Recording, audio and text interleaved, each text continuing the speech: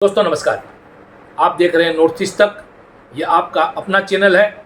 आपकी अपनी आवाज़ बनकर सत्ता के गलियारों से लेकर हर उस जगह पर उठाई जाती है इस चैनल के माध्यम से जहां तक आपकी आवाज़ पहुंचनी चाहिए। आपका सहयोग सब्सक्रिप्शन है, सब्सक्राइब करना न भूलें। आप सब्सक्राइब कर जितनी मदद करेंगे उतनी ही शक्ति के साथ मैं आपकी आवाज़ बनकर सत्ता के गलियारों में गूंजता रहूँगा। अब आज बात करेंगे नलबाड़ी की। नलबाड़ी में पिछले दिनों जितेंद्र जैन के साथ साथ केनेडी पेगू और मुनिंदर दोले को स्थानीय पुलिस ने गिरफ्तार किया।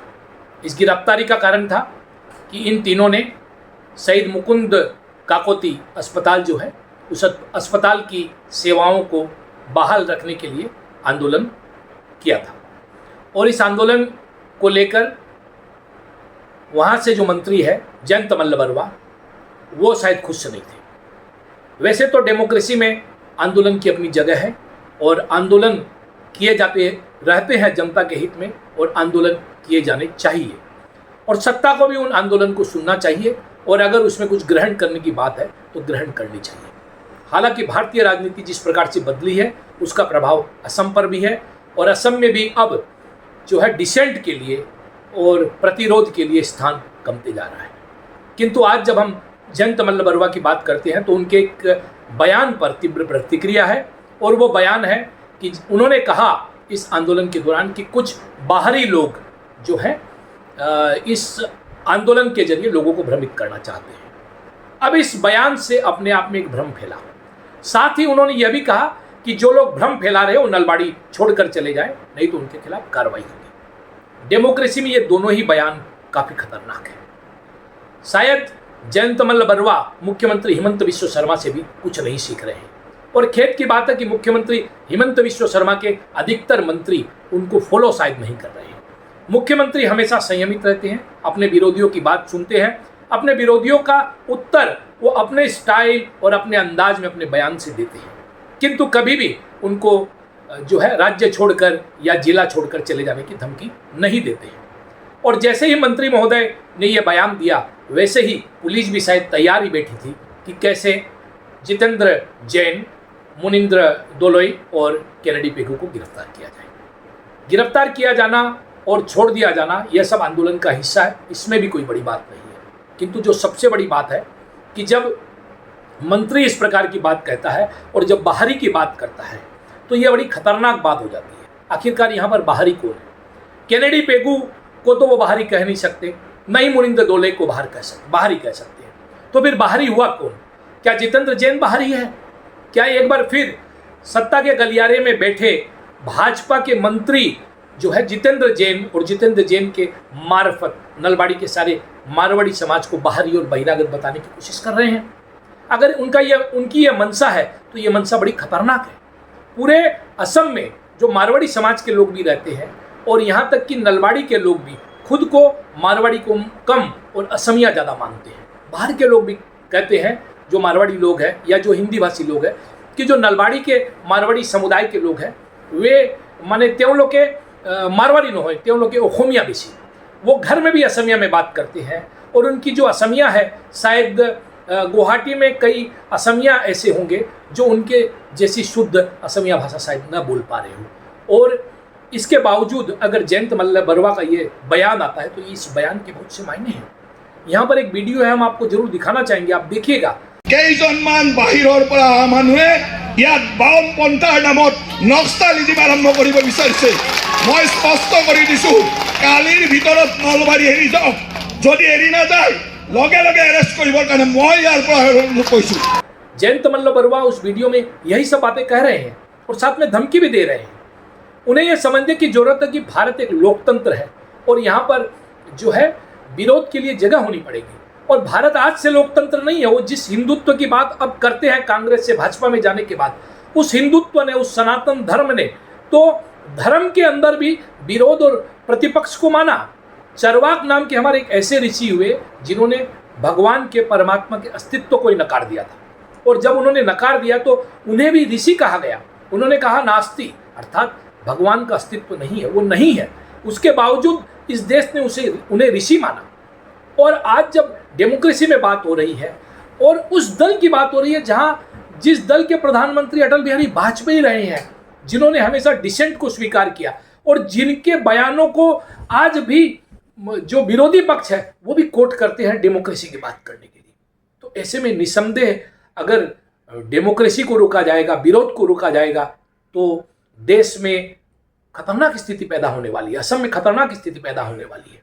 जयंत मल्ल बरुआ है या पीयूष हजारिका है, ये युवा मंत्री है, इनको सीखने की जरूरत है और खासकर मुख्यमंत्री से सीखे, दल के जो अन्य सीनियर वरिष्ठ लोग हैं उनसे सीखे, बयान देने के समय संयमित रहने की जरूरत है। और जहां तक असम के मारवाड़ी समाज का सवाल है, विशेषकर नलबाड़ी के मारवाड़ी समाज का सवाल है, तो मेरे पास कुछ तथ्य आए हैं, हो सकता तथ्य इससे ज्यादा हो, लेकिन अगर उन तथ्यों पर भी बात करें तो ईश्वरदास बजाज जी ने 1945 में यानी कि आज़ादी से पहले ही यहाँ पर नलबाड़ी कॉलेज में एक बड़ा हॉल जो है बनाकर प्रदान किया था। और अगर उन्होंने ही मालीकुची और खाटाबाड़ी में शिव मंदिर बनवाया था। इसके बाद केसरीमल रारा जी ने जो है कॉमर्स कॉलेज के अंदर में अपना योगदान दिया और एक तल्ला बनाया। साहित्य के क्षेत्र में भी स्वर्गीय धर्मचंद जैन है, या नलबाड़ी के पूर्व प्राचार्य चिरंजीव जैन है, या फिर आपके कमल जैन है, यहाँ तक कि हमारे पत्रकार है बजरंग खेमका है, या सुनील शर्मा जी हैं वहाँ पर, वो भी लगे रहते हैं विभिन्न कार्यों में, या विजय झिकनाड़िया है, वो लगे रहते हैं। ऐसे बहुत से लोग हैं जो निरंतर वहाँ पर लगे हैं, जुड़े हैं। तो ये सारे लोग जो है वहाँ पर विभिन्न क्षेत्रों में अपनी सेवाएं दे रहे हैं, हरि मंदिर के मार्फत जो है लोग जुड़े हुए हैं। तो नलबाड़ी में इस प्रकार की स्थितियां आमतौर पर देखी नहीं जा रही है और नहीं गई है कभी।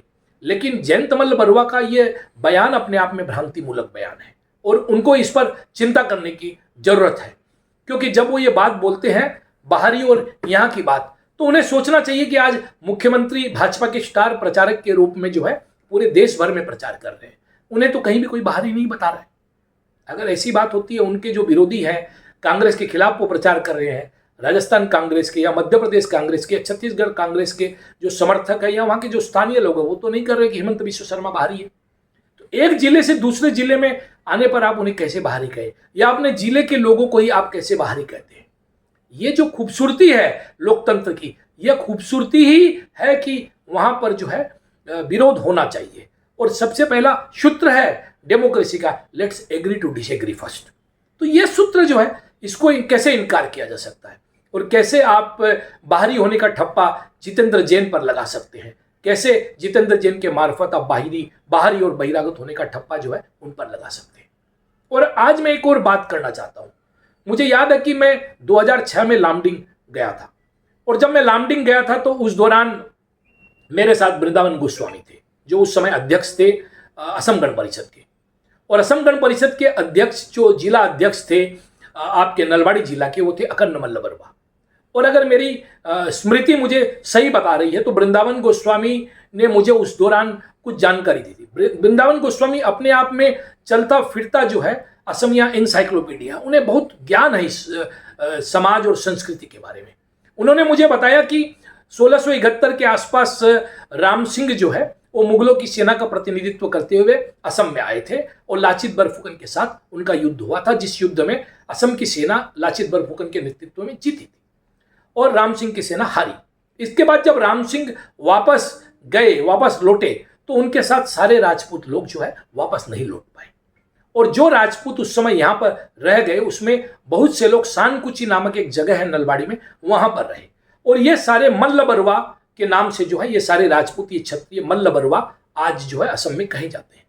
तो जयंत मल्ल बरुआ जो है, अगर इस थ्योरी को मैं सही मानूं तो जयंत मल्ल बरुआ भी कहीं ना कहीं उनका परिवार 1671 में जो है राम सिंह के परिवार के साथ यहाँ पर आया और उनके साथ माइग्रेट होकर आया। अगर मैं यहाँ पर गलत हूं तो मुझे करेक्ट कीजिएगा, मेरा निवेदन है। किंतु जहां तक मेरे पास जानकारी है कि ये जो है क्षत्रिय लोग हैं जो सानकुची में बस गए, और मल्ल बरुआ इनकी टाइटल हो गई, अकन्न मल्ल बरुआ या जयंत मल्ल बरुआ, शायद उसी जो है परंपरा के लोग हैं।